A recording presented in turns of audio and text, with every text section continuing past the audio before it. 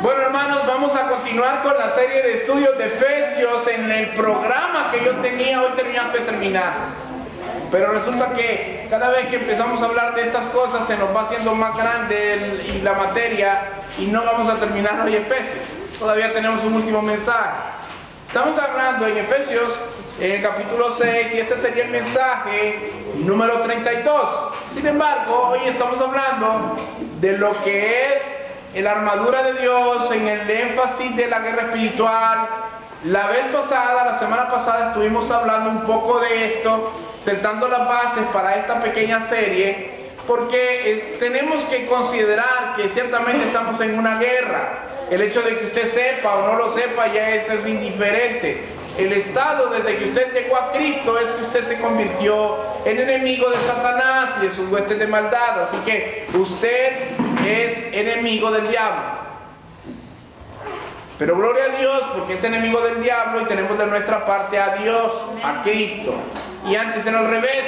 Antes éramos enemigos de Dios, ¿verdad? Gracias a Dios por su misericordia, hoy es al revés. Somos colaboradores, ¿verdad? Somos soldados de Cristo. Amén. Amén. Creo que la vez pasada cantamos hasta la canción, ¿no? Somos soldaditos del Señor. Pero hoy, hermanos, yo quiero que vayamos nuevamente a Efesios capítulo 6, versículo 10 al 20. Y hoy vamos a tocar el segundo tema de la armadura de Dios. Este sería el tema número 2. Así que voy a pedirle que vaya a Efesios 6, 10 al 20. Me digan amén cuando lo tengan. Amén. Muy bien. Por lo demás, hermanos míos, fortaleceos en el Señor y en el poder de su fuerza. Vestidos de toda la armadura de Dios para que podáis estar firmes contra las acechanzas del diablo. Porque no tenemos lucha contra carne ni sangre, sino contra principados, contra potestades, contra los gobernadores de las tinieblas de este siglo, contra huestes espirituales de maldad en las regiones celestes. Por tanto, tomad toda la armadura de Dios para que podáis resistir en el día malo y habiendo acabado todo, estar firmes. Estad pues firmes, ceñidos vuestros lomos con la verdad y vestidos con la coraza de justicia y calzados los pies con el apresto del evangelio de la paz. Sobre todo, tomad el escudo de la fe con que podáis apagar todos los dardos de fuego del maligno, y tomad el yelmo de la salvación y la espada del Espíritu, que es la palabra de Dios, orando en todo tiempo con toda oración y súplica en el Espíritu, y velando en ello con toda perseverancia y súplica por todos los santos y por mí, a fin de que al abrir mi boca me sea dada palabra para dar a conocer con denuedo el misterio del evangelio, por el cual soy embajador en cadenas, que con denuedo hable de él como debo de hablar. Padre, te pedimos en esta noche, sé que hemos orado, sé que hemos buscado tu rostro, y sin embargo nunca tenemos suficiente oración para depender de ti, Señor. Necesitamos depender de ti. Queremos pedirte en el nombre de Jesús que seas tú tomando el control del ambiente a la hora de la predicación, y queremos pedirte en el nombre de Jesús que seas tú poniendo un corazón entendido en mis hermanos, una facilidad de palabras y de pensamiento por mi parte, y glorifícate, porque si tú no hablas a nosotros en esta noche, hemos venido a perder el tiempo, Señor, y no queremos perder el tiempo porque los días son malos. Ayúdanos, Señor, en nuestra debilidad, y glorifícate, oh Dios, porque la gloria es hoy, mañana y siempre para ti, en el nombre de Jesús. Amén. Amén. Hermanos, la semana pasada estuvimos hablando del primer mensaje de la armadura de Dios y de cómo hemos de tener establecido y claro que estamos en guerra. Estamos en guerra no contra carne y sangre. Y hablábamos de que usted no tiene que ver a la persona por lo que le hacen, porque muchas veces las personas son influenciadas generalmente por causa de demonios, por causa de que quieren derribarnos y quieren destruirnos. Hay todo un ejército bien organizado. La Biblia registra aquí que dice que hay gobernadores, hay potestades, principados de las tinieblas, hay huestes espirituales de maldad. Así que hay una gran jerarquía de enemigos que están alrededor nuestro tratando de destruirnos. Ellos son los que se encargan de desanimarlo cuando usted quiere orar, de estorbarlo cuando usted va a leer la Biblia, de evitar que se congregue, de desanimarlo para que no sienta el deseo de estar con otros hermanos y escudriñar la verdad. Y eso es todos los días de su vida mientras usted haya conocido a Dios. Esa es una batalla de todos los días. Muchas personas pueden creer que el pastor está hablando de guerra espiritual, está hablando de demonios, y muchas personas ni siquiera predican de eso porque no creen en estas cosas. Pero la realidad es que si usted cree en ángeles, tiene que creer en demonios. ¿Por qué? Porque los demonios son ángeles caídos, ¿verdad? Entonces, estamos en una lucha, hermanos, y es imperativo que usted entienda esta realidad para poder pasar a los siguientes acontecimientos que vamos a hablar, destacar. Estas potestades y estos enemigos que nosotros tenemos son enemigos que nos odian. No solamente están ahí para afectar nuestra vida, sino que nos aborrecen, nos odian. No vaya a pensar que un demonio va a ser un tipo de ente espiritual que no es tan malo con usted, que no le desea el mal, que solo está recibiendo órdenes. No, él quiere destruirlo. Y él es enfático en esa labor porque quiere que usted se pierda. Porque ¿sabe qué? El infierno, ¿para quién fue creado? Para Satanás y sus demonios. Y sin embargo, muchas personas están ahí. ¿Y sabe cuál es el propósito de Satanás y sus demonios? Llevar la mayor cantidad de inquilinos que sea posible, para no estar tan solos. Así que él anda como león rugiente, buscando a quien devorar, y para ello está dispuesto a usar todas las artimañas, todas las maneras, todas las oportunidades que se le presenten para estorbar su camino, para hacerle caer y hacerlo que usted se vuelva enemigo de Dios. Así que tenemos un enemigo bien organizado que está determinado a destruirnos. Parta de ese punto para que usted se empiece a poner atento a su ambiente y a su vida espiritual. Pero hay personas que aún sabiendo que estamos en guerra, hermanos, porque somos cristianos y algunos somos muy acomodados y algunos no nos gustan algunas cosas, algunos, aún sabiendo que estamos en guerra, no quieren vestirse de la armadura de Dios, sino que se visten de otra armadura. Como dijo Pablo, toleradme en este momento un poco de locura. Esta armadura es una armadura de la carne. Y le voy a dar, si usted quiere apuntar, que por cierto ya veo que casi no le gusta apuntar, tiene que apuntar. A mí me gusta, hermano, usted sí, va bien. Hermanos, hay personas que tienen una armadura en la carne que está compuesta por estos ingredientes. Tienen el yelmo del orgullo. La armadura de la carne, la gente tiene el yelmo del orgullo. Ese orgullo no le permite ver más allá de sus propias narices. Están tan ciegos porque el yelmo les tapa los ojos que piensan que ellos son los mejores y son los más especiales. Hay también dentro de esta armadura de la carne, estas personas que viven en la carne, que viven con la coraza de la autosuficiencia. Se han vuelto tan soberbios que piensan que no necesitan la ayuda de nadie, ni siquiera de Dios. Yo puedo. Hoy no oré, pero está bien, hoy no oré, pero el Señor sabe que ayer oré yo. ¿Y cómo oré ayer? Y lo que no oré hoy lo repongo mañana. Y lo que no leí hoy de la Biblia, mañana lo repongo. Hermano, ni siquiera sabes si vas a morir hoy. ¿Por qué hablas del mañana? No te jactes del mañana. Pero hay personas que tienen la coraza de la autosuficiencia. Yo cuando voy ¿ustedes han visto a esas personas orgullosas? ¿Cómo caminan las personas orgullosas? Erguidas, ¿no? El pecho para afuera. ¿Sí o no? Bueno, ese es el tipo de personas, cuando usted los mira, que quieren títulos. Quieren que se les dé reconocimiento. Quieren ser llamados padres espirituales. Quieren ser llamados apóstoles, profetas. Ya pastor ya no suena muy atractivo. Entonces quieren ser llamados de esta manera. Luego está el cinto de la necedad. El cinto de la necedad, hermanos, son tan bárbaros que caminan en la carne, que se amarran la necedad de tal manera que aún equivocándose en su forma de vivir, son tan necios que ellos están bien y piensan que los demás son los que tienen que cambiar porque los demás son los que están mal.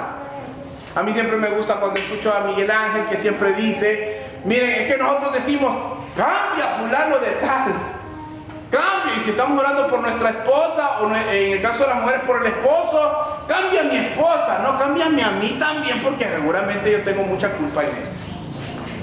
Y abre los ojos a ella para que pueda ver su pecado. Pero muchas veces es que tengo un filisteo de esposo, dicen las mujeres. Y los hombres dicen es que Dios permitió que me casara con Jezabel. Pero para que haya un Jezabel, ¿qué tiene que haber? Tiene que haber un Acab, así que todos tienen la culpa. Hay otros que también no solamente se visten con el cinto de la necedad, sino que se ponen el calzado de la mundanalidad. El calzado de la mundanalidad. ¿Por qué? Porque para ir a eventos de la iglesia, ir a la iglesia no tienen ánimo, se sienten débiles. Pero cuando llega la hora de ir a un desfile, marcha.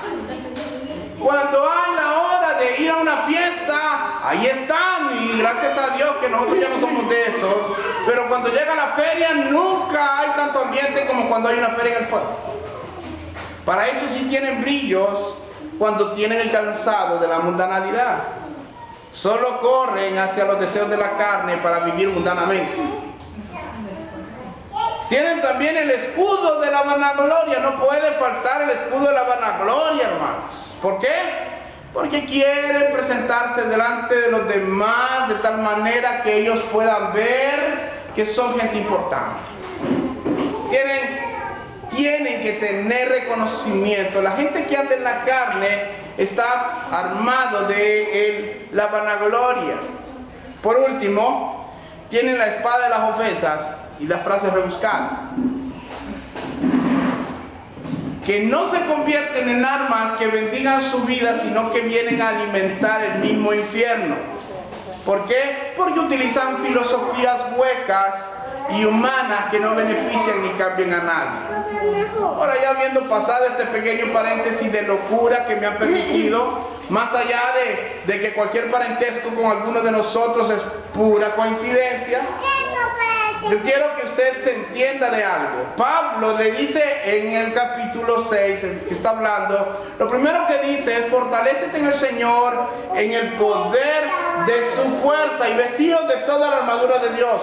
Hemos descrito imaginariamente una armadura de la carne, de la cual muchas personas se visten aún sabiendo que están en guerra contra Dios.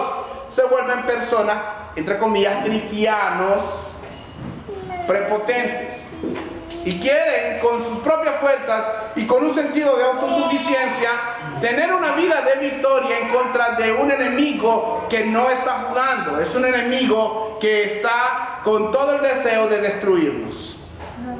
Pero tú y yo, hermano, somos llamados por Dios a usar una armadura que no es de la carne. Es una armadura que es de Dios mismo. Amén. Y la necesitamos para pelear en esta guerra espiritual en la cual nos inscribimos desde el momento mismo en que creímos en el Señor Jesús. ¿Por qué? Porque tenemos un enemigo que va a buscar la oportunidad para herirnos, para desanimarnos. Pero es necesario que tú y yo tomemos toda la armadura de Dios, porque si solo tomamos una parte de la armadura de Dios, habrán partes que van a ser expuestas para que tú sufras alguna herida de parte del enemigo. El versículo 12 dice: porque no tenemos lucha contra sangre y carne, sino contra principados, contra potestades y contra los gobernadores de las tinieblas de este siglo, contra huestes espirituales de maldad en las regiones celestes. Pero yo quiero decirte, la Biblia dice aquí que Dios ha provisto una armadura. ¿Quién la proveyó?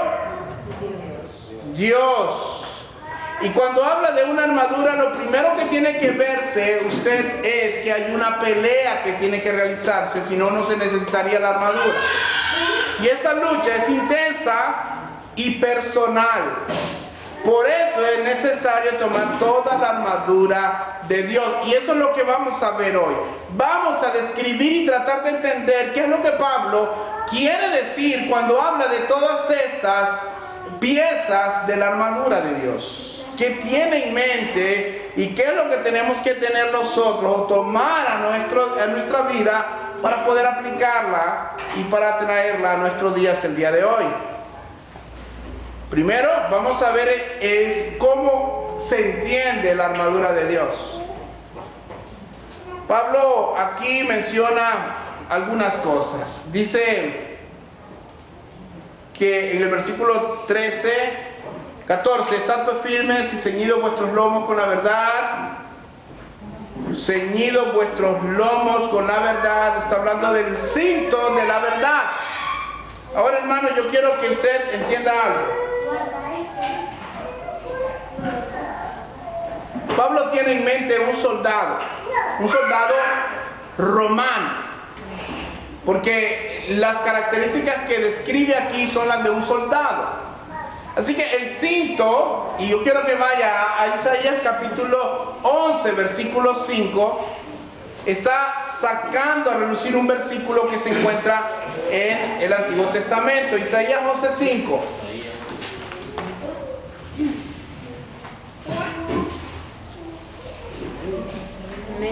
Amén. Léamelo por favor con voz de chofar. Será la justicia cinto de sus lomos y la fidelidad ceñidor de su cintura. Si usted quiere evitar cometer herejías en su vida, si usted quiere evitar cometer errores de interpretación, interprete la Biblia a la luz de la Biblia. Y eso es lo que está Pablo enseñando. Pablo está haciendo referencia a Isaías 11:5. Dice: y será la justicia cinto de tus lomos y la fidelidad, aquí habla la sinceridad, ceñidor de tu cintura. Antes de que usted entable una lucha con el enemigo, porque tenemos luchas todos los días, usted tiene que primero pensar: ¿tengo yo acaso el cinto de la verdad? Ahora, no vaya a pensar, hermano, que usted se va a levantar en la mañana y dice: hoy, como cuando se pone la faja, ¿no? ¿Quién no usa faja todavía? Yo uso faja. Y cuando se pone la faja, me voy a poner el cinto de la verdad. Y se la va a amarrar. No, hermano, eso. Si fuera así, imagínese. Ojalá que no vaya a aparecer una tienda por ahí que salga vendiendo cintos de la verdad. Porque hay lugares donde venden aceites de la liberación, aceites de la sanidad, aceites de la prosperidad, ¿verdad? Y en Costa Rica no nos vayamos tan largo. Y no vaya a ser que le vaya a vender un hilo de alguna faja y diga que este es el cinto de la verdad, ¿no? Porque hay mucha gente que corre detrás de estas herejías. Ahora, no voy a decir: me estoy abrochando el cinto de la verdad. Señor, hoy me aprieto la verdad, Señor, y lo primero que hace es decir una mentira. Porque cuando Pablo se refiere a esto, el cinto puede ser, hay una faja, ¿de qué puede servir? Bueno, para el soldado era algo muy importante. ¿Por qué? Porque la faja le permitía socar, o el cinto, socar y ceñir la túnica. Y ahí también. Recuerde que usaban una túnica. Ahora, una túnica sin faja, sin cinto, puede estorbar el caminar. Vamos a imaginarnos, bueno, la única que miro que anda con vestido, bueno, la hermana Alba. Si la hermana Alba quisiera correr con ese vestido con esa túnica hasta abajo les es difícil. ¿Por qué? Porque no hay tanta libertad a causa de la tela. Pero el cinto, hermanos, un soldado o cualquier persona, incluso los hebreos cuando corrían, lo que hacían era que levantaban un poco su túnica, se socaban y corrían. Sí, ¿por qué? Porque tenía libertad en las piernas. Por eso hay ropa deportiva. ¿Ustedes han visto la ropa deportiva cuando hay pantalonetas, chores? Para eso es, para que usted tenga movilidad. Ahora, en el caso del soldado, no solo le servía para ceñirse la túnica, le servía para, como bien dijo Miguel Ángel, sostener la espada cuando no la tenía que blandir. Sostenía la espada a través del cinto y además le servía para socar la coraza que tenía enfrente. Así que la verdad sostenía la coraza y sostenía la palabra. Yo le quiero decir algo. Si usted, entendiendo que figurativamente la espada que se está hablando aquí es la palabra de Dios, si la palabra que usted tiene en su vida no es la palabra verdadera de Dios, hermano, de nada le va a servir. Así que la verdad sostiene el Evangelio. ¿Quién es la verdad, hermanos? Cristo es la verdad. Usted tiene que estar ceñido de Cristo, hermano. Tiene que estar agarrado de Cristo, hermano. Ahora, también servía para sostener la coraza. La coraza de la justicia. El texto dice, versículo 14, vestidos de la coraza de la justicia. Ahora, para terminar con lo del cinto, aunque fuera algo básico, era algo necesario. Un soldado no podía decir, estoy bien equipado si no tenía un cinto. Tenían que tener un cinto. Ahora, también usted tiene que entender que Dios, cuando habla de la verdad, habla de que usted tiene que vivir en la verdad. ¿Por qué? Porque Dios ama al que habla con la verdad. Y quiero que vaya a Salmo, capítulo 51, versículo 6.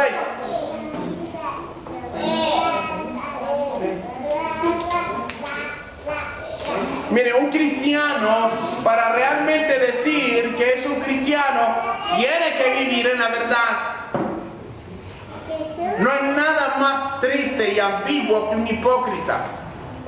Una persona que dice sí, pero en su corazón dice no. Como dijo Jesucristo, pueblo maldito que de labios me honran, pero su corazón está lejos de mí. No se trata de lo que tú aparentes, hermano. Se trata de lo que tú eres en el Señor. Salmo 51:6, ¿quién lo lee? Amén. He aquí tú amas la verdad en lo íntimo y en lo secreto me has hecho comprender sabiduría. Mire, ¿qué es lo que ama Dios?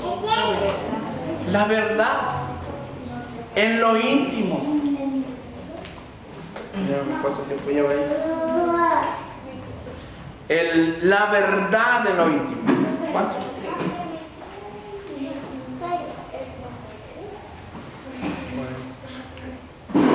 Cuando usted mira que Dios ama la verdad en lo íntimo, hermano, quiere agradarle a Dios, diga la verdad, hermano.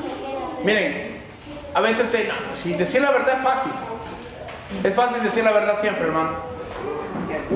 Hay veces que no es fácil, hermano. Creo que fue ayer, tuve una conversación con una persona que estuvo el día del culto unido. Ayer o antier. Ayer. Y esta persona pues tiene esa rama del movimiento apostólico y profético, ¿no? Y usted sabe que nosotros tenemos una postura de que no creemos que hayan apóstoles ni profetas hoy en día. Y recuerdo que estábamos hablando y todo muy bien, todo muy bonito, estábamos en el mismo sentir, hasta que yo le pregunté, y dígame una cosa, ¿y usted en qué cree? ¿Cuál es su doctrina? Yo tengo una doctrina apostólica, y como dijo el hermano Miguel Ángel, ya no pudimos comer los almuerzos. Y dije yo, ¿en qué momento? Ahora estoy comprometido por tener esta información. a tener que tocar ese punto. ¿Y cómo le voy a hacer si está bonita la plática? Yo no quiero tener que distorsionarla, pero la plática, una cosa llevó a la otra. Y usted sabe, yo le dije, mire, yo tengo que hablar la verdad. No lo digo por herirlo, ofenderlo, pero es mi deber, ya que yo escuché de usted esta postura, yo tengo que decirle lo siguiente. La Biblia no me enseña que hayan apóstoles por esto y lo otro. Entonces empezamos en un pequeño debate y a raíz de eso llegamos tarde a un compromiso que teníamos.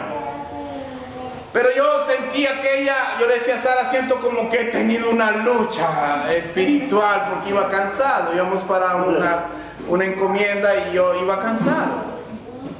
Hoy volvió a venir esta persona porque había quedado de venir hoy, pero hoy vino. Y lo maravilloso es que aunque no estamos de acuerdo en la misma postura sobre los apóstoles y los ministerios, eso no quiere decir que no seamos hermanos, porque con prácticamente del 100% de doctrinas que podíamos compartir andamos como en un 70% de lo que hemos compartido hasta ahora. Yo espero que la próxima vez que hablemos no sea más. Pero tenía que hablar la verdad. Y yo sé que a veces usted va a tener que hablar la verdad y no va a ser fácil hablar la verdad. El otro día tuve la oportunidad de predicar en un lugar y solo Dios sabe, y mi esposa que estuvo ahí, cuánto tuvo que orar por mí, porque decir la verdad en un lugar donde tú sabes que aunque aman a Dios, de repente no es la verdad que ellos conocen. Y saber que tú vas a ir a un lugar donde ellos no están de acuerdo con lo que tú vas a predicar, no es fácil. Pero tú tienes un compromiso con Dios. Tú tienes un compromiso con Dios al decir la verdad. Y yo quiero animarlo, hermano, que si usted se considera un soldado de Cristo, diga la verdad. Muchas veces esa verdad va a ser dura para otras personas. Pero si usted no dice la verdad, déjeme decirle que si usted conoce la verdad y no la dice, usted es un hipócrita. Y si usted va a Apocalipsis 21, se da cuenta que la primera persona que está esperando la fila para ir al lago de fuego son los hipócritas. Así que antes de los ladrones, antes de los mentirosos, antes de los adúlteros, los hipócritas ocuparán el primer lugar en el lago de fuego. Así que no vaya a ser usted uno de esos. Yo no quiero ver a ninguno de nosotros por ese lugar. Así que diga la verdad. Sé que a veces la verdad le va a causar que tenga problemas con su familia. Diga la verdad. Sé que a veces la verdad le va a causar problemas con su esposa, con su esposo. Diga la verdad. Porque si usted no se ciñe de la verdad, Dios no va a amar su manera de comportarse. Porque Dios es luz y no hay ningún tipo de tinieblas en Él. Y si yo digo, soy de Cristo, amo la verdad, pero digo mentiras o soy un hipócrita, algo está mal. Porque si digo que estoy en luz, pero estoy en tinieblas, miento, ¿verdad? Y la verdad no estaría en mí. Así que, hermanos, además del cinto de la verdad, Pablo ilustra aquí la coraza de la justicia. Y yo quiero que vayan a Isaías 59, 17.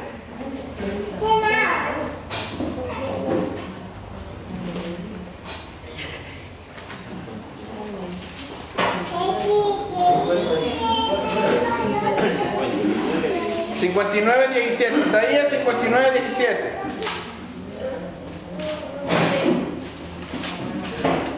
Pues de justicia se vistió como de una coraza, con hierro de salvación en su cabeza, tomó ropa de blanco por vestidura y se cubrió de seno como de pan.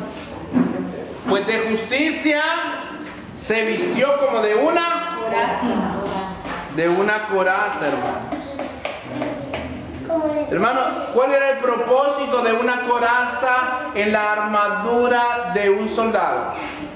¿Para qué creen que se ponía la coraza? Para defenderse de la flecha. Para protegerse ¿de qué? De la flecha. ¿Pero qué protegía? El corazón, los pulmones, partes delicadas que si eran alcanzadas por un arma cortante podían causar la muerte. Así que la coraza era un método también de defensa. Estamos enumerando las partes de la armadura que sirven para defender principalmente. La coraza cubría del cuello hasta los muslos. Y en el ambiente espiritual podemos decir que la coraza representa una vida devota y una rectitud moral. Yo quiero que vaya, sé que hemos buscado varios versículos, pero tenemos que buscarlos. Romanos 6, 12 y 13, para que podamos entender. Romanos 6, 12 y 13.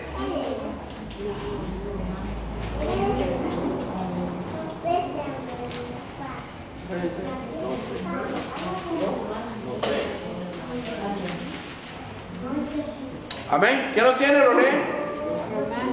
6, 12, 13.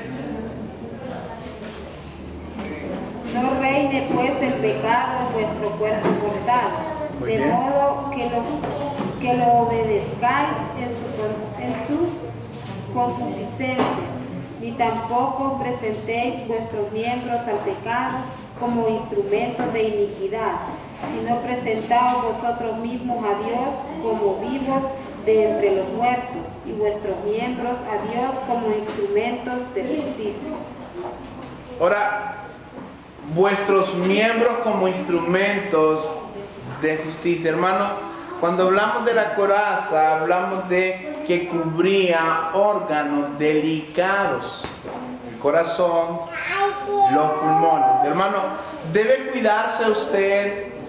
Debe cuidar, aunque sabemos que el corazón no es el que piensa, sino la mente, que el judío cuando decía corazón se refería a mente, y cuando decía sentimientos se refería hacia las tripas, ¿va? Porque ellos sentían maripositas. Escuchan esa expresión ustedes, dicen las muchachas, me enamoré y tengo maripositas en el corazón, en el estómago, le pegan esas emociones. Son donde están las emociones. Ahora, cuando usted está en el Señor, ¿debe cuidar su corazón? ¿Sí o no? Sobre toda cosa guardada, guarda tu corazón, porque de él mana la vida. La pregunta es: ¿qué hay en tu corazón, hermano? ¿Has protegido tu corazón con la coraza de la justicia de Dios? Puedes decir, puedes verte tú y decir: tengo todo mi cuerpo a disposición de Cristo, he confiado en Él, sé que Él me ha lavado, Él me ha perdonado y me ha dado vida en Cristo Jesús. Puedes estar seguro que estás protegido contra ese tipo de ataques del enemigo, porque te lo va a lanzar, va a querer poner duda en tu corazón de que eres un perdido, de que no has creído, de que no conoces a Dios, sino que eres un impío. ¿Ha guardado tu corazón de estas cosas? Ahora, esto evitaba que cuando una lanza se tiraba, una espada pudiera entrar y penetrar en tu vida arrancándotela. Por eso los soldados procuraban ceñirse una buena coraza. De hecho, que por rangos tenían unas corazas cada vez más valiosas y más vestidas de otras cosas. Ahora, la coraza de la justicia representa para el cristiano una vida piadosa. ¿Qué quiere decir esto? La gente cuando te mira a ti, mira un testimonio. Estás vestido de la coraza de la justicia de Dios, que la gente cuando te mira puede decir: ¿he ahí un cristiano? ¿He ahí una hija de Dios? ¿Estás protegido? ¿Has realmente entregado tu vida a Dios para que la gente pueda ver que estás cambiando? Un cristiano que no tiene testimonio de una vida santa no tiene poder de convencimiento ante los impíos, porque está expuesto a los ataques del enemigo. Y la otra vez escuchaba yo a un cantante muy famoso que tenía una expresión algo así: yo no soy cometa, decía él. Y le preguntó: ¿y por qué dices eso? No tengo cola que me pisen. Ahora, sí tenía, pero él decía que no. Ahora, el punto es este: nadie es perfecto, hermano. Yo no le digo que usted salga de esta iglesia y ande como en alitas, hermano, que se le miren las alitas. No, pero se tiene que ver que usted antes era cierto tipo de persona, pero ahora es un mejor tipo de persona, porque Dios ha hecho la obra. No puede ser algo moral que usted solo diga: no, yo antes bebía, ahora no bebo, pero siempre me gusta mujerear y siempre me gusta. No, eso no. Eso es falsedad. Pero si usted dice, bueno, antes bebía, pero ahora descubrí en Cristo Jesús, Él me quitó ese deseo. Ahí sí, ahí es Dios que está poniendo un testimonio en tu vida para que otras almas sean impactadas a través de Él. Pero es necesario, hermano, que tú te vistas de la coraza de la justicia. Es necesario que tú tengas una vida santa que sea visible ante los demás. Que la gente pueda ver que te has convertido. Otra de las cosas es el calzado del Evangelio. Romanos 10:15. Romanos 10:15.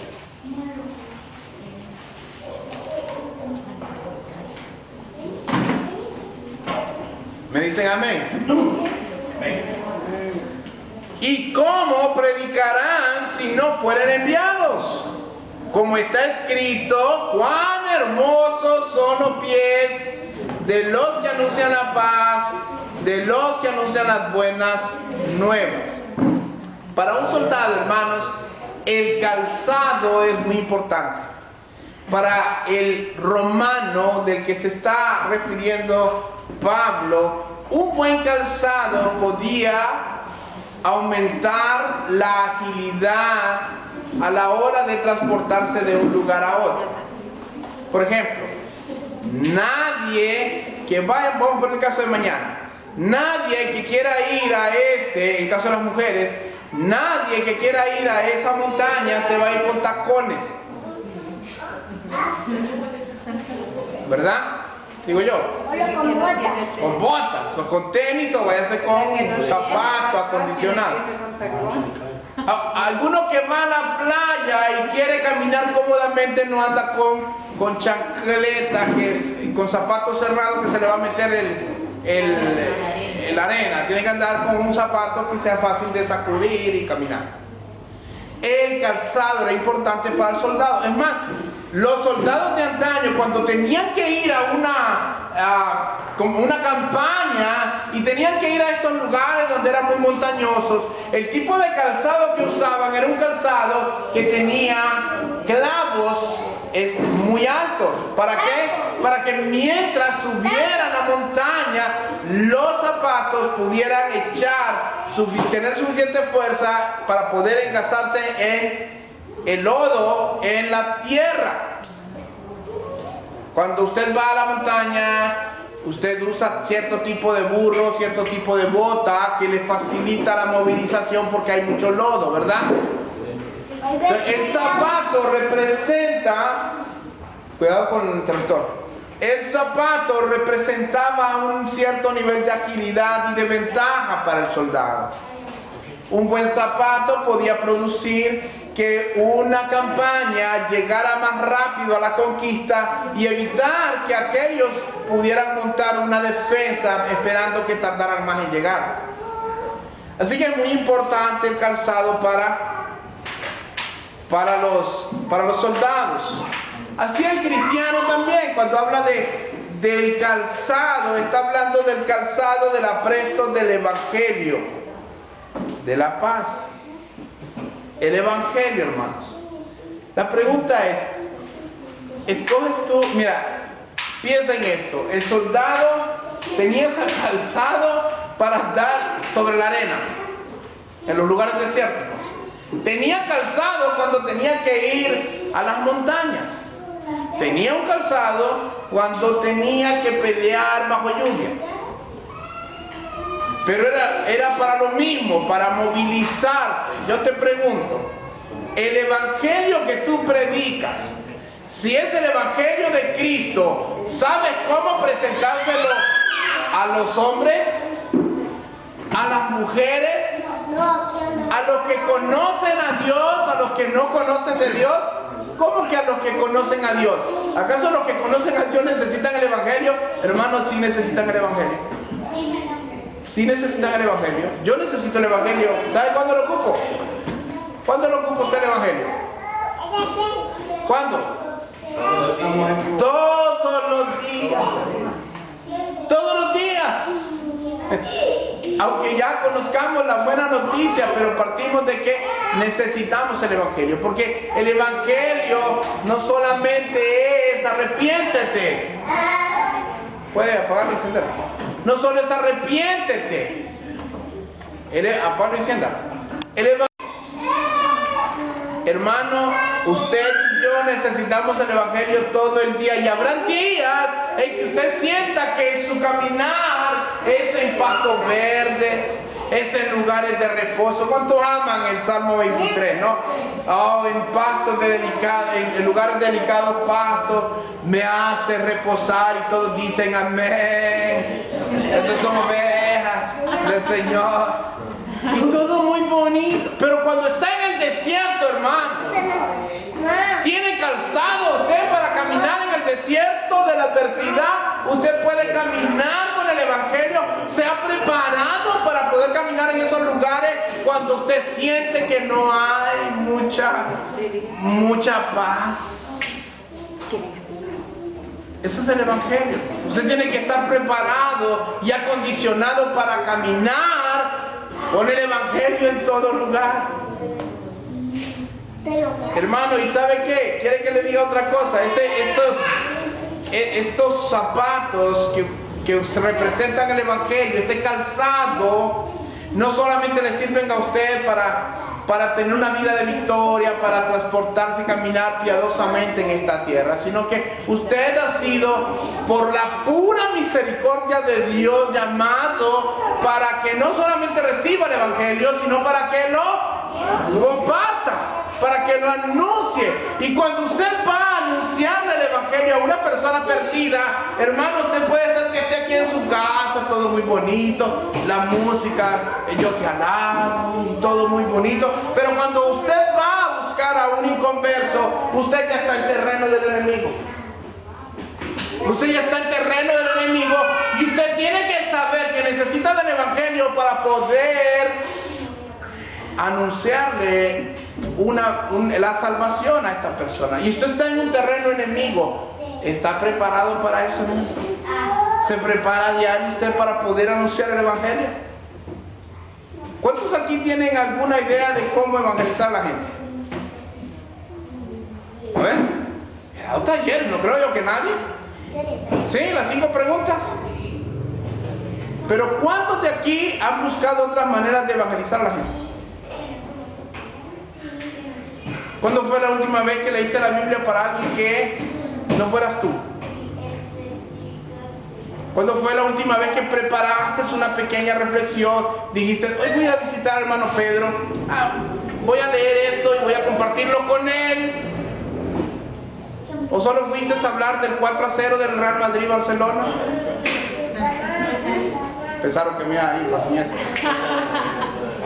Hermanos, estamos tan adormecidos, tan acomodados, que sabemos que necesitamos el Evangelio, pero ni lo buscamos para nosotros, ni nos preocupamos por el otro. Esto es terrible. Pero decimos, ¿cómo está, hermano? Estoy bendecido, estoy prosperado y estoy en victoria. ¿Y cómo le va a contar el problema? No, hermano, viera qué mal le va. Es bien paradójico esto, hermano. Es bien paradójico. ¿Por qué? Porque la gente no se pone el calzado del Evangelio. No está listo para anunciar el Evangelio. Se le presentan oportunidades, hay puertas que se abren, pero por causa de que usted y yo no nos preparamos, no podemos anunciarlos. A mí me hace mucha gracia porque mi esposa y yo, cuando salimos, yo siempre trato de tener algo que compartir con la gente, y generalmente los que me han visto, han estado conmigo, saben que yo siempre uso de los evangelios.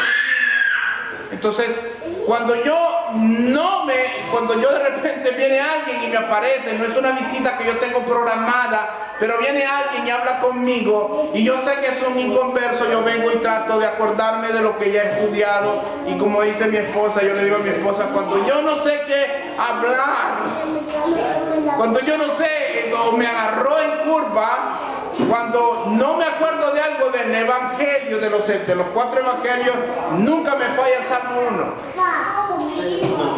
Nunca me falla el Salmo 1, siempre hablo de ese. Cuando me agarra quemarropa, siempre me agarro de ese.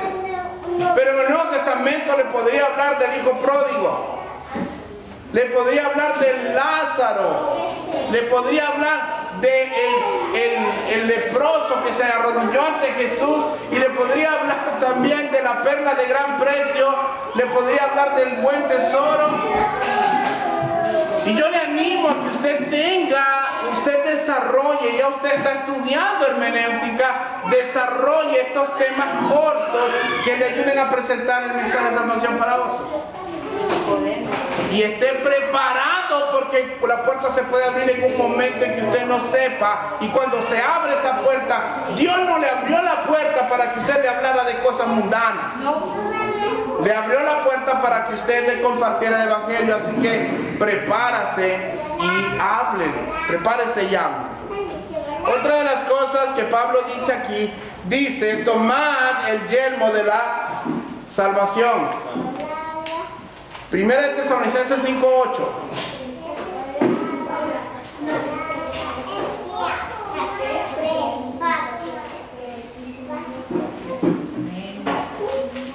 Amén.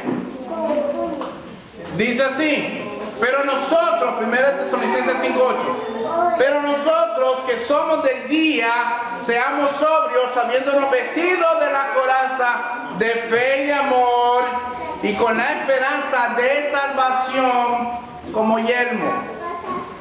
Por aquí pasa algo muy interesante. Cuando Pablo dice tomad el yelmo de la salvación, la palabra griega que utiliza aquí es dekomai. Ahora, esta palabra dekomai no solamente significa como que yo tomo esto, sino como que alguien me lo da y yo lo recibo y yo lo tomo. Alguien me lo da y yo lo tomo. Así que un soldado recibía también su casco, su yelmo de un oficial superior. Un oficial superior le podía dar el yelmo al soldado. ¿Cómo recibe usted la salvación? Efesios 2:8-9, todos lo conocemos de memoria. Cítemelo. Se ríe, pues se olvidó. Cítemelo ahí. Efesios 2:8-9. Porque por gracia sois salvos por medio de la fe, y esto no de vosotros, pues don de Dios, no por obras para que nadie se gloríe. Así que es un don gratuito. Nadie fue a conquistar su salvación. Nos la dieron, ¿verdad? Amén. Dekomai. Nos dieron, la tomamos, la salvación, como un regalo de gracia. Así que usted tiene esta salvación por gracia. Compártala por gracia. Es un don gratuito. Fíjense que el yelmo que usaban estos tipos de soldados era de bronce y de hierro. Y era, en gran parte, lo usaban no porque fuera un aditamento bonito, porque la armadura sin el yelmo no se mira bien. No, la usaban porque era necesario protegerse también la cabeza. Ahora le pregunto yo a usted, ¿ha protegido su cabeza usted de las artimañas del enemigo o está escuchando lo que Satanás le dice? ¿Hace las de Eva usted, que cuando la serpiente se acercó, la escucha usted?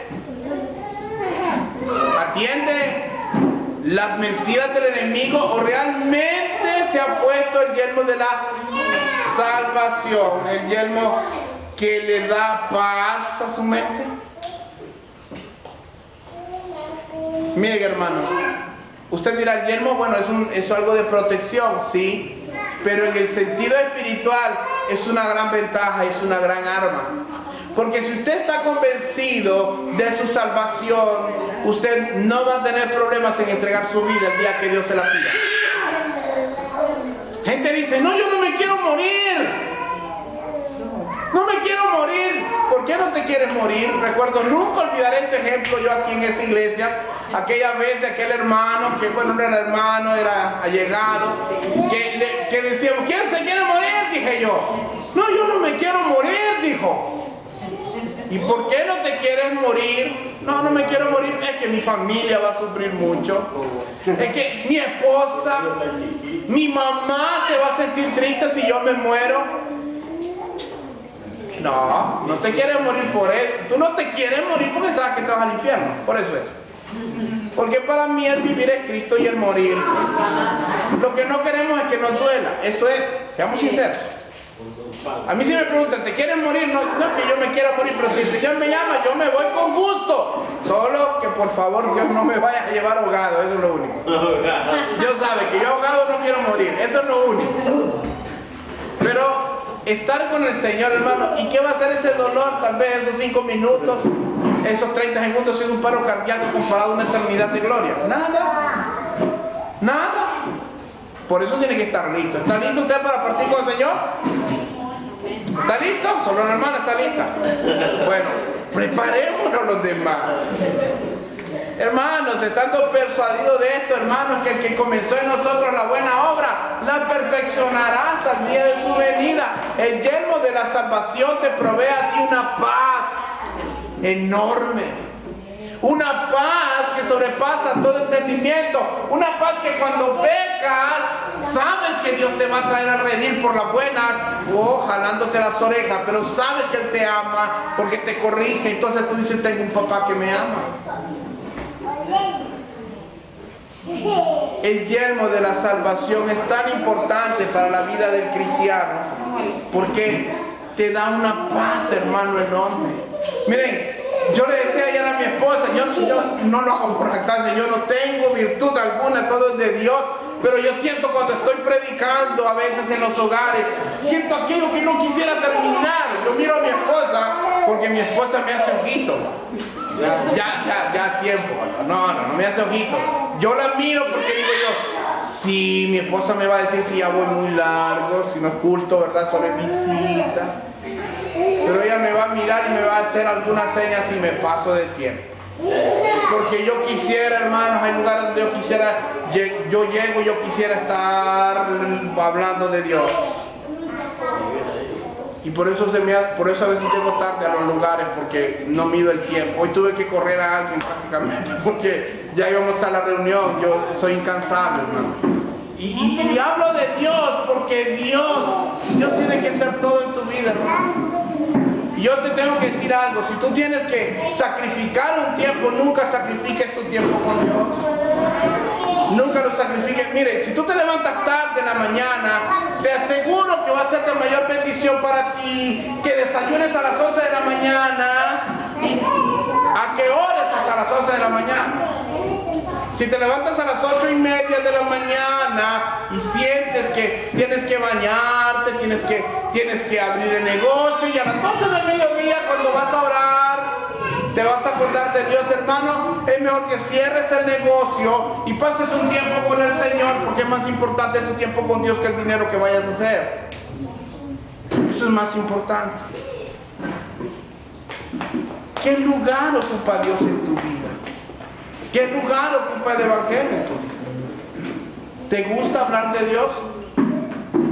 Mira, hay gente que le gusta escuchar de Dios, aunque no quieren nada con Cristo. Pero hay personas que dicen que tienen una relación con Cristo, que no les gusta hablar de Cristo. Yo no sé cómo funciona eso, porque yo me acuerdo cuando yo era novio de mi esposa, yo hablaba maravillas de ella. Todavía hablo maravillas. ¿Quién me dice amén, hermano?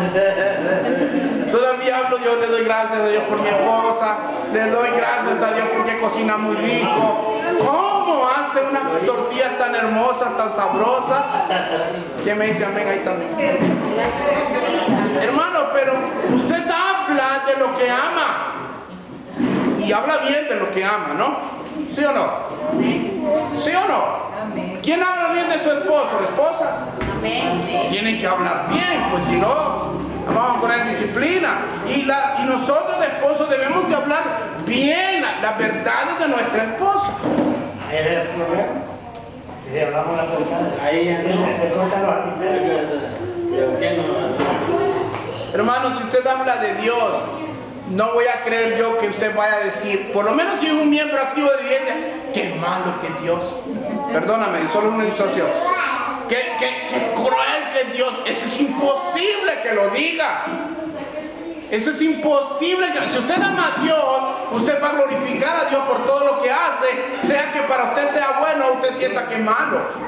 Porque usted sabe que Dios está en control y para usted eso es lo único que debe de importar. Eso es lo que debe de importar, hermano. Póngase el yelmo de la salvación para que tenga paz en su corazón en medio de la adversidad, porque adversidad va a tener siempre. También dice el escudo de la fe, primera de Juan 5, 4, 5. Ya casi terminamos, hermanos. Primera de Juan 5, 4, 5.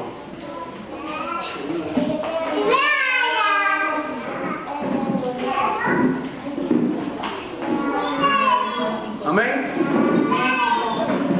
Dice así, ¿quién lo lee con voz de chofar? Porque todo lo que es nacido de Dios vence al mundo, y esta es la victoria que ha vencido al mundo, nuestra fe. ¿Quién es el que vence al mundo, sino el que cree que Jesús es el Hijo de Dios? Miren, hermanos, los soldados romanos manejaban un tipo de escudo cuando iban a las batallas, en algún tipo de batallas. Cuando dice Pablo acá, tomad el yelmo de la salvación y la espada del Espíritu, el versículo 16, Efesios 6, 16, sobre todo tomad el escudo de la fe con que podáis apagar todos los dardos de fuego del maligno. Pablo está haciendo la ilustración de un tipo de escudo que manejaba el soldado romano, que tenía una altura de 1.25 metros de alto por 75 centímetros de ancho, y tenía cuero que era mojado. ¿Para qué? Para que cuando vinieran las flechas, porque les tiraban flechas llenas de fuego, porque las encendían y se las tiraban los dardos de fuego, a lo que se refiere, cuando pegaban en el escudo se apagaban. Y es muy interesante porque cuando usted mira esto, dice, es el escudo de la fe. Y el versículo que acaba de leer el hermano, hermana, dice, porque todo lo que es nacido de Dios vence al mundo. ¿Cómo nace usted en la familia del Señor? ¿Cómo es engendrado usted en la familia del Señor? Cuando cree, Juan 1:12. Porque a los que creen en su nombre les dio potestad de ser hechos hijos de Dios. Así que, ¿cuál es la fe que vence al mundo? ¿Cuál es la victoria que vence al mundo? Es nuestra fe. ¿Y quién es el que vence al mundo sino que el que cree en el Hijo de Dios? Hermano, el enemigo te va a tirar todo tipo de artimaña, te va a querer meter dudas, te va a querer meter mentiras, te va a querer meter miedo, te va a tratar de distorsionarte la verdad y tratar de engañarte para que tú creas sus mentiras, pero tú tienes que estar agarrado de la fe en Cristo Jesús. Porque si tú tienes fe en Cristo Jesús, no importa lo que el enemigo te tire, tú vas a estar firme en el Señor. Porque esta fe que tú tienes en Jesús es la fe que vence al mundo. Por eso el mundano, cuando tiene un problema, solo son lloretas. Pero yo no contemplo un cristiano que esté llorando si dice que tiene fe en el Señor. Puede ser que llores un ratito, porque todos lloramos un ratito, pero que tengas una cuaresma de lloro, que tengas una semana santa llorona, que solo llorando. ¿Y qué te pasa, hermano? Es que tengo tantos problemas. Hermano, alégrate, porque tienes oportunidades para mostrar la gloria de Dios y tienes problemas. Preocúpate cuando no tengas problemas, porque cuando no tienes ningún tipo de problema, puede ser que estés jugando en el equipo equivocado. Preocúpate cuando todo sea bonanza, cuando no tengas crítica, cuando todos los mundanos se sientan bien contigo. Sorpresa, eres un mundano. Hermano, agarra el escudo de la fe, porque el enemigo va a querer destruirte, va a querer derribarte, y es necesario que tú te afirmes en la fe en el Señor. La fe, hermanos, ¿qué es la fe? Hebreos 11:1. La certeza de lo que se espera y la convicción de lo que no se ve. Muy bien, es la certeza de lo que se espera y la convicción de lo que no se ve. Y la palabra fe, o pistis o pisteo, como hemos estudiado, significa una convicción absoluta nota que viene por el oír. Sí, la fe es por el oír, no por el ver. Dice que la fe viene por el oír y el oír la palabra de Dios. Así que tú necesitas agarrarte la palabra de Dios y creerla. Y si tú crees la palabra de Dios, dice la Biblia, que si tú haces lo que la Biblia te dice que haces, Jesucristo mismo lo ilustró de esta manera. ¿A quién compararé a este hombre? Lo compararé con un hombre sabio que edificó su casa sobre la roca. Vino la tempestad, vino la tormenta, pero no cayó su casa. Así que tienes que creer en el Señor, porque si tú no crees en el Señor, no vas a tener un arma de protección que necesitas. Y cuando venga la adversidad, lo primero que vas a hacer, si no tienes el escudo de la fe, es tratar de resolver ese problema por tu propia cuenta. ¿Y qué pasa, hermano, cuando tú tratas de resolver tus problemas por tu misma fuerza? Vas en contra de la voluntad de Dios y Dios no va contigo. A mí me llama mucho la atención cuando Dios le promete a Moisés. Moisés le dice: si tu presencia no va con nosotros, no vamos. No vamos, no nos movemos, aquí nos estamos. Pero muchas veces de nosotros somos tan necios que sabemos que tenemos una situación difícil y lo que hacemos es decirle: Dios, estate aquí tranquilo, yo puedo solo, déjame a mí. Y vamos en la carne, y cuando venimos todos golpeados, todos avergonzados, Señor, perdóname, porque tienes que creer en el Señor. Si no crees en el Señor, vas a estar dando de tumbos en tu vida y nunca vas a crecer. Hermanos, hoy vamos a resumir esto de esta manera. Cuando hablamos de la armadura de Dios, y hoy hablamos solamente de las armas que son defensivas, porque todo lo que hemos mencionado son defensivos: el yelmo de la salvación, el calzado del evangelio, la coraza de la justicia, el cinto de la verdad, el escudo de la fe. Todas estas son armas defensivas. Pero cuando hablamos de esto, ya lo ilustramos, no es que me pongo el yelmo de la salvación, me ciño de la verdad, me pongo la coraza, no, nada de eso, ni haga mímicas como tengo entendido que por ahí andan haciendo algunas iglesias. Mimos, ¿verdad? Que hacen que están con la espada del Espíritu, dicen, y se ponen a hacerla así. No, es cierto. Y caminan y dicen que estoy. O ponen ahí para machucar la cabeza al diablo y le hacen así, ¿no? ¿Sí o no? ¿Cuántos han visto eso? Y vamos a hablar de eso la próxima semana, cuando estemos hablando del último mensaje sobre la guerra espiritual, sobre la armadura de Dios, porque vamos a estar hablando de las dos armas ofensivas que Dios nos da. Nos da la espada de la palabra, que es la palabra, y nos da la oración. Estas son las dos armas ofensivas que todo cristiano debe de desarrollar. Pero si usted, hermano, entiende lo que la armadura de Dios significa, es una vida en santidad. El que habita al abrigo del Altísimo, así es. Entonces usted tiene que creer en Dios, en sus promesas, y asirse de una vida consagrada a Dios. Si usted vive una vida consagrada a Dios, usted va a tener autoridad. Va a tener autoridad, hermano. Pero si usted vive una vida a su manera, usted no va a tener autoridad. Y por mucho que camine reprendiendo demonios, no va a surtir ningún efecto. Si usted no tiene autoridad de una vida consagrada a Dios, no se vista que no va. Así que, hermanos, fortalezcámonos en el Señor, en el poder de su fuerza, y tomemos toda la armadura de Dios, no solamente alguna parte, sino toda, para que podamos soportar en el día malo y después estar firmes. ¿Por qué? Porque tenemos una lucha que no es contra carne ni sangre, sino contra principados, potestades, gobernadores de las tinieblas, verdad, huestes de maldad en las regiones celestes, que están armados y determinados a destruirlo todos los días, por lo cual usted tiene que estar atento, porque Satanás anda como león rugiente buscando a quien devorar. Que no lo devore a usted, que no lo alcance a usted, sino que vístase de la armadura de Dios.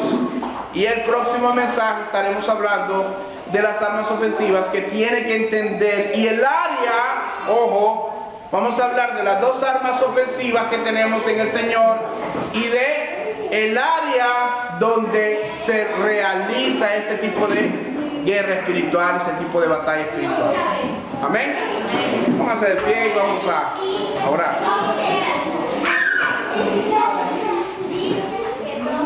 Hermano Pedro.